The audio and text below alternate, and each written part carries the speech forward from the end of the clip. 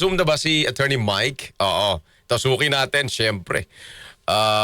Si Attorney Michael Yusinko, Political Analyst, Senior Research Fellow ng Ateneo Policy Center. Alam ho ninyo, kahit energy crisis, crisis sa oil, ugnay-ugnay ho yan eh. Yes, pati ho nangyayari dito sa Senado. Oh, may, 'di ba? Meron na rin political dynasty, anti-political dynasty bill na nakapasa. Tatalakayin din natin 'yan sa mga susunod na araw. Isama muna natin si Attorney Michael Yusinko. Alam mo, feeling ko dito, Attorney Mike, sa nangyaring video presentation ni Senador Amy, parang kailangan ma-ethics committee, ma-ethics complaint si Senador Amy. Isama na natin. Attorney Michael, magandang umaga, sir. Good morning! Good morning, ha? Magandang umaga sa mga nanonood at nakikinig sa programa mo. Opo, kasi ako habang sa media din lang naman ako naka-base, no? Kumbaga, I have to divulge that do sa reports, no? Pero pinag-uugnay-ugnay ko, nag-privilege speech, 'di ba? Nagpakita ng video. Sabi ng mga minority senators, ano ba 'yan? Puro opinion lang 'yan. Ikaw, anong tingin mo rito? Kasi, yung assessment mo muna, parang fake news eh. It certainly appears that way, no? Kasi kung titignan mo, you examine the inherent credibility of the claim, no, na pinag-uusapan yung charter change. Doon pa lang, alam mo nang walang credibility. Kasi sa experience natin, sa pag-aaral natin, hindi naman ganun kadali mag-charter change. Alam na natin yan. Correct. So, kung gagawin mo siyang panakot, right? Para magtapon ng putik doon sa katunggali mo sa politika, then wala siyang, mababaw siya. Right?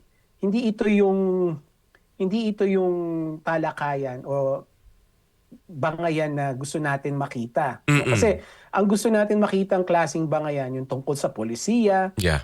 Kahit magsuntukan pa sila o magsampalan pa sila, but if it is based on policy differences, legislative differences, then that's fine, right?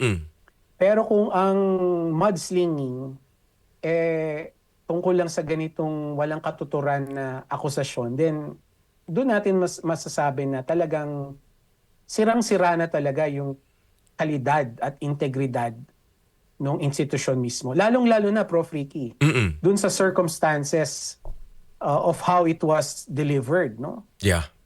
On the Senate floor. Yun. Oo. Via a privileged speech in the plenary, di ba? Parang walang respeto na eh. Wala nang respeto doon sa integridad ng institusyon na ipapalabas mo yung ganong walang kakwenta-kwentang usapan doon mismo sa plenaryo. Oo. Kaya nga, napaka-comment na rin si, di ba, dating broadcaster Raffy Tulfo, na nagulat siya, no? Dito sa broadcast, halimbawa, mag-e-expose ka, hindi pwedeng ganon, no? Ang latest na gumawa doon nga, yung Peanut Gallery Media na nakita natin, pinagtagpitagping video.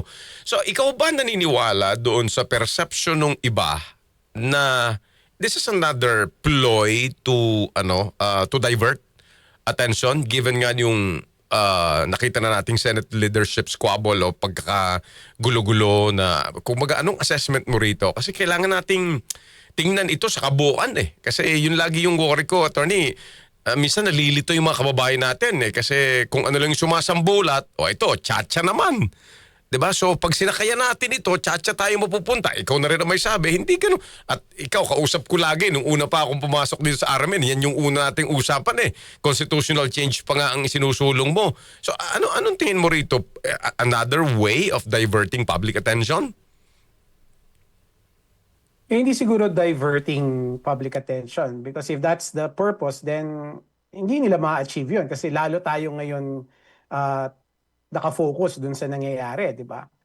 I think yung ginawa kahapon is more of yung paninira sa kabilang panig. No? this is what we call mudslinging, Oo. no, sa politika. Yung nagtatapon ka ng putik dun sa katunggali mo at sasabihin mo, ang dumi. Oo. Madumi kayo, pero ikaw yung nagtapon ng putik, di ba? So, I think this is more of that, no? Yung naghahanap sila ng mga pwede nilang ibato na putik para siraan yung nasa kabilang panig, na ginagawa nilang panakot yung Chacha. O yan, kita nyo, yan sila. Oo. Kung sila ang nasa poder, magkakaroon ng Chacha. Tinatakot nila yung taong bayan. Which I think is really very bad strategy, no? Kung ako tatanungin mo. Kasi unang-una, again, napakadaling sabihin na hindi credible yung paninirang yon, yung Right.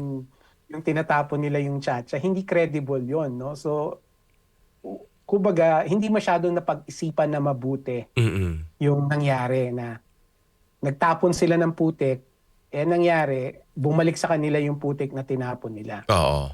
Ando, tsaka siguro ang pinakaano ho rito, kumbaga nakaka-shock din, later on, binawi ni Senador Amy yung video na yon. So kumbaga parang it's a confirmation na maski siya, hindi po sigurado. Na kaya, any serious person, di ba, Attorney Mike, any serious person na nagbabantay ho sa supposedly napakataas ng ating respeto sa upper chamber ng Kongreso, parang gano'n na reaksyon parang ano ba ito? Ano ba nangyayaring ito?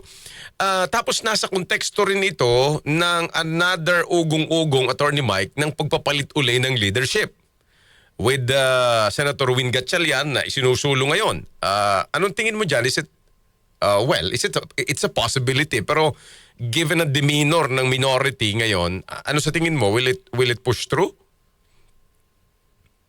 Well, ako for me, Prof. Ricky, sana wag muna. Oo. I mean, kasi kung magpapalit na naman, Yun. I mean, let's assume that they have the numbers. Tas if they will pull the trigger at magpapalit na naman, ang ano ko doon kasi, that's going to hurt the country.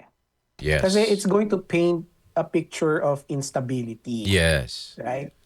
Siyempre, pag ang perception ng investors, ng mga turista, magulo sa bansa natin, then what are they going to do? Of course, they will say na wag na muna tayong pumunta dyan. Wag na muna tayong mag-invest dyan. So, yung ganong klaseng epekto yung gusto natin maiwasan. So, kung mas maganda, sige, ayan na siya, si Senator Cayetano ay Senate President na, then mas maganda i-lead nung minority, nung SB 11, Oo. in their own capacity, yung Senado na mag-focus na doon sa trabaho. Tama. Mag-focus na doon sa work at hand. Of Oo. course, yung impeachment, and also yung mga priority legislation na nasa LEDAC list. Oo. Marami pa yun Oo. So, mas magandang yun ang gawing strategiya ng SB 11. Oo. They should use their influence, kasi may influensya pa rin sila, di ba? Yes. 11 sila Yes. to steer the Senate to focus on the work at hand for the meantime. Oo. Kesa yung they pull the trigger agad, tas palitan na naman si SP Cayetano, na ang implikasyon nun ay magiging pangit yung reputasyon natin bilang isang demokratikong bansa. Ako din, I share with that view, Attorney Mike, kasi kung ang isipin din kasi ay, well, in preparation for the impeachment trial, hindi naman, and voting towards the end, kasi political process din naman nga, hindi naman ibig sabihin na wala kayo sa leadership, di ba? Pagdating sa botohan, agad-agad talo kayo di ba? Kung talagang lumalakas, parang ganoon din ang thinking ko. You don't need to, take over the leadership, no? Kung yun ang worry. So parang magkakaroon din ng perception nga, tama ka, sinasabi mo, yung institution kasi talaga ng Senado ang magiging problema. Okay, siguro final na lang, Attorney Mike. So given all of this, so ano nakikita mo rin nga na parang implikasyon nito sa Senado? Bagamat sinabi mo na ikaw ba naniniwala na ito'y marerestore pa? Parang may agam-agam, mas parang sino ba? Si Senador Tito Soto din yata nagsabi na mas matatag ngayon ang ang Kamara. Mas maganda ngayon ang reputasyon ng Kamara kaysa sa Senado. Paano paano tinitingnan mo yan? Well, ako sa palagay ko, yung the senators themselves, yung current incumbents ngayon, wala na silang magagawa to save the reputation of the institution. No? Sila yung sumira, at least most of them, ang sumira, wala na silang magagawa to fix it. Ang meron na lang kapangyarihan na ayusin or ibalik yung integrity of the Senate ay yung mga botante. No? Kasi kailangan palitan yung mga payaso, kailangan palitan yung mga nagpapatawa lang dan sa Senado. That's the only way to restore the integrity of the institution. Kasi kung papalit-palit lang yung mga payaso na binoboto natin, how can the institution improve? How can the institution restore its dignity and integrity? So hindi, di ba? So yung mga incumbent ngayon, nakikita naman natin na sinisira nila, no? Yung mga palitan ng chairmanships. That's another way of destroying the institution. So para sa akin, kung ang sagot ko dun sa tanong mo, Prof. Ricky, ang taong bayan lang, ang mga botante na lang ang pag-asa ng institusyon sa pamamagitan ng pagboto o wag pagboto ng mga payaso, ng mga magnanakaw, dyan sa institusyon na yan. Alright, sige. At marami pa tayong araw na maghuhuntahan, Attorney Michael, dahil sigurado sa mga susunod po exciting times for analysis but not so exciting times for the Filipino nation. Sa totoo lang po, dahil parang ako din naman, naka-observe ako ng kahit ng mga nakaraan pa na Senado, iba yung diskurso eh. Ngayon, parang gano'n eh. Ano ba nangyayaring ito? Mga opinionated video na lumalabas. And of course, the news media naman, wala naman choice tayo kung hindi i-cover yan at hinga ng reaction to mga to. But basically, sa totoo lang, kung minsan ayaw mong patulan kasi dadagdag ka eh. Kaya lang, yun ho yung balita. Attorney Michael, as always, salamat sa oras at information analysis mo. Thank you, sir. Good morning! Maraming salamat din. Attorney Michael Yusinko, political analyst at senior research fellow, Ateneo